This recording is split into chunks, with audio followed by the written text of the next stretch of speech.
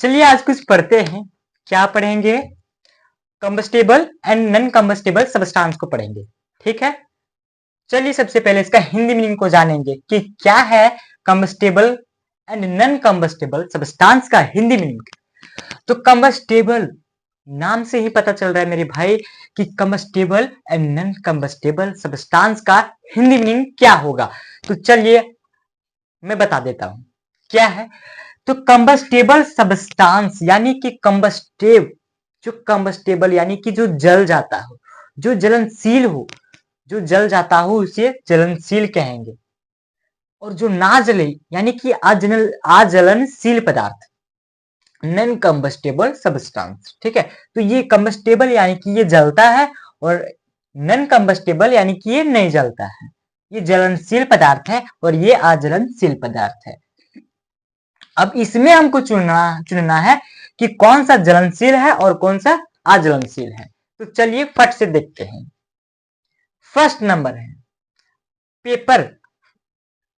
अब बताइए कि पेपर कंबस्टेबल है या फिर नॉन कंबस्टेबल। तो मेरे ख्याल से तो लग रहा है कि कंबस्टेबल ही होना चाहिए, इसलिए क्योंकि अगर यदि हम पेपर को लिए और पेपर को लेने के बाद अगर यदि उसमें माचिस से जला दिए, ठीक है, माचिस लेकर के उससे जला दिए तो क्या पेपर जलेगा? बिल्कुल जलेगा। ठीक है, बिल्कुल जलेगा, क्योंकि पेपर तो कभी आपने सुना है कि पेपर नहीं जलता है? जलता है, बिल्कुल जलता है। तो ये हमारा कंबस्टेबल सब्सटेंस में आ जाएगा, यानी कि ये जलनशील पदार्थ है। पेपर जो है जलनशील पदार्थ है, ये जल जाएगा। ठीक है, ना कि ये नॉन कंबस्टेबल सब्सटेंस है। ये नॉन कंबस्टेबल सब्सटेंस नहीं है, बल्कि ये कंबस्टेबल सब्सटेंस है, यानी कि जलनशील पदार्थ है। इसको हम जलनशील पदार्थ कह सकते हैं, ना कि नॉन कंबस्टेबल सब्सटेंस कहते हैं ना। ठीक है, तो यहां पर हमने देख लिया। अब चलते हैं सेकंड नंबर यानी कि सेंड। सेंड यानी कि बालू भाई। अब देखिए कि बालू जल सकता है? नहीं जल सकता है। बालू को आप जलते हुए सुने हो? नहीं। भले हम उसको आग में रख करके वो गर्म हो सकता है, बाकी वो पेपर की तरह जल के राख नहीं हो सकता है। इसलिए हम कहेंगे कि ये नॉन कंबस्टेबल सब्सटेंस है, यानी कि ये अज्वलनशील पदार्थ है। क्या? सेंड यानी कि बालू। बालू जो है नहीं जल सकता, कभी नहीं जल सकता। और ये पेपर जल सकता है, इसलिए हमने कंबस्टेबल में टिक किया।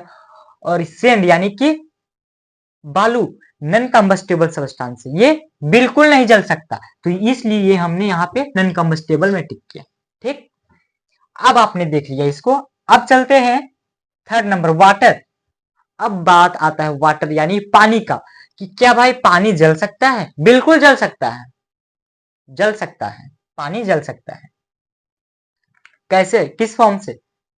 वेपर बन के। ठीक है, तो वाटर जो है जल सकता है वेपर के फॉर्म में, बट जलता है, कंबस्टेबल है। क्या है? कंबस्टेबल जरूर है, ये जल सकता है, जलनशील पदार्थ है। ठीक है, तो ये हमारा वाटर कहलाएगा, तो ये हमारा कंबस्टेबल सब्सटेंस में आएगा। ठीक है, अब चलते हैं वुड यानी कि लकड़ी।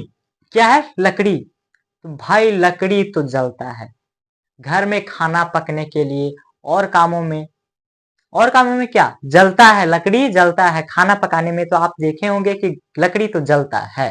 ठीक है, तो लकड़ी तो क्या होगा? कम्बस्टेबल या फिर नॉन कम्बस्टेबल सब्सटेंस, ये होगा कम्बस्टेबल यानी कि जलनशील पदार्थ होगा, ये जलेगा। लकड़ी जो है जरूर जलेगा, जल जाएगा। ठीक है, तो ये हमारा कम्बस्टेबल सब्सटेंस में आ जाएगा। अब चलते हैं 5 नंबर की ओर, यानी कि और ये हमारा भेड़िया। हाँ, भेड़, भेड़ से पाया जाता है।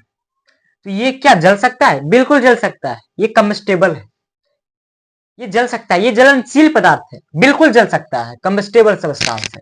तो ये भाई हमारा आ जाएगा कम्बस्टेबल यानी कि जलनशील पदार्थ में आ जाएगा, ना कि नॉन कम्बस्टेबल सब्सटेंस में। ये नहीं, ठीक है, ये भी नहीं, ये बिल्कुल नॉन कम्बस्टेबल सब्सटेंस नहीं हो सकता है। ये हो सकता है क्या? कम्बस्टेबल सब्सटेंस, ये जल सकता है। और क्लॉथ, क्या है? क्लॉथ पीस, यानी कि देख लीजिए यहाँ पे है ना, क्लॉथ पीस यानी कि कपड़ा का टुकड़ा। कोई भी कपड़ा ले लीजिए, इसको जलाइए, बिल्कुल जल जाएगा, आराम से जल जाएगा, ठीक है। और वो जलने के बाद राख राख हो जाएगा, ठीक है। तो ये जो है हमारा क्लॉथ पीस, तो ये बिल्कुल जल जाएगा, तो ये हमारा कंबस्टेबल सब्सटेंस में आ जाएगा, इसलिए हम इसमें कंबस्टेबल सब्सटेंस में टिक करते हैं। लास्ट लास्ट आता है, आप यहाँ पे देखिएगा कि केरोसिन ऑयल, आपको तो बहुत पता होगा, बिल्कुल पता होगा कि केरोसिन ऑयल जो है जलता है। क्या होता है? जलता है। जब फट से आग पकड़वाने के लिए होता है, जब चाहते हैं कि जल्द से जल्द आग पकड़ ले, ठीक है, तो क्या कहते हैं कि केरोसिन ऑयल को छिड़क दो, उसमें आग जलाओ, बिल्कुल फट से पकड़ लेगा। तो ये हम यही एग्जाम्पल से पता चलेगा, यही एग्जाम्पल से पता चल गया कि ये हमारा कंबस्टेबल सब्सटेंस है, यानी कि जलनशील पदार्थ है, ठीक है। तो हमने देख लिया combustible substance and non combustible substance. ये हमारा सब्सटेंस था और ये हमारा combustible and non combustible substance था। तो इस सब्सटेंस के माध्यम से हमने देखा कि कौन सा कंबस्टेबल है और कौन सा नॉन कंबस्टेबल है। तो ये हमारा बहुत ही मजेदार टॉपिक था। इसमें हम लोग देख लिए कि जो जलता है उसको क्या कहेंगे और जो नहीं जलता है वो क्या कहेंगे। ये हमारा क्लास 8 का एक चैप्टर था, कंबसन एंड फ्लेम।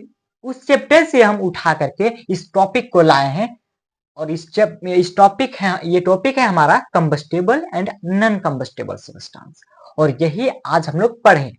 तो अगर यदि आपको इसी तरह के वीडियो, रोचक वीडियो देखने का मन करे, कुछ सीखने का मन करे, तो इस चैनल को जरूर फॉलो करें, जरूर सब्सक्राइब करें, ताकि आपको इसी तरह के छोटे छोटे वीडियो समझ में आए, कुछ इसी तरह के छोटे छोटे नॉलेज आपके पास रहे। Thank you, thanks for watching this video.